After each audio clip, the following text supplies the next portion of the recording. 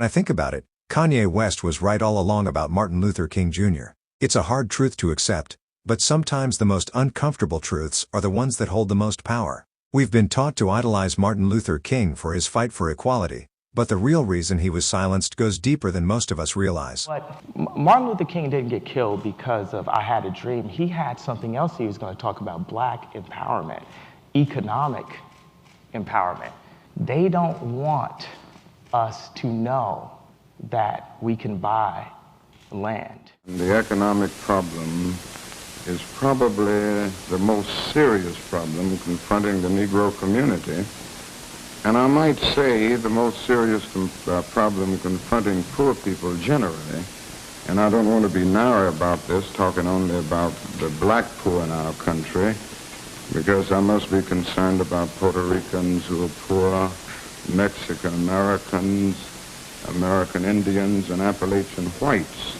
And we are confronting a major depression in the poor community.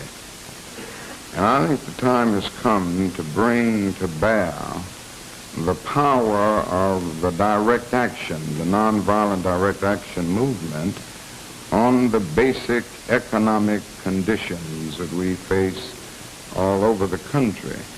Nonviolence has been a tremendous force in grappling with the social problem of legal segregation and the syndrome of deprivation surrounding that system. And of course it has been a major force in grappling with the political problem of the denial of the right to vote. But in winning victories like the Civil Rights Bill of '64 and the Voting Rights Bill of 1965 around the issue of segregation and voting rights, we discovered that these legislative strides did very little to improve the lot of the millions of Negroes in the ghettos of the North and in the nation generally.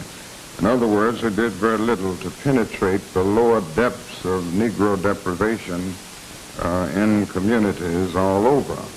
You see, when Dr. King spoke about freedom, he didn't just mean the end of racial discrimination. No, he was talking about the economic freedom of the poor, regardless of race. And when he started pushing for the economic empowerment of the disadvantaged, when he dared to suggest that the poor should have access to the same resources as the wealthy, that's when they decided he had to go. It's no coincidence that Martin Luther King was assassinated at the height of his movement for economic equality. He wasn't just challenging the status quo of racial segregation. He was threatening the very foundation of an economic system that kept the rich, and the poor, struggling. And in a world where power is hoarded by the few, the idea of a united poor class rising up against the system was far too dangerous.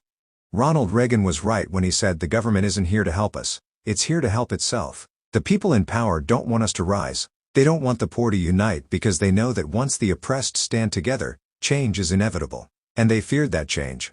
The scariest thing for those in power isn't just a single bold voice, it's the potential for that voice to wake up a sleeping giant. Because when people are tired of being walked on, when they've reached their breaking point, they will rise. Even the most fearful among them will rise.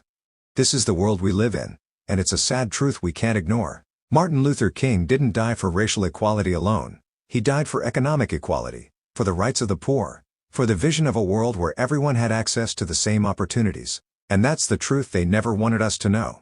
It's a painful reminder that change isn't just about fighting for rights, it's about fighting for a fair share of the pie. And in a world where the few hold all the power, the fight for equality will always be a fight for survival.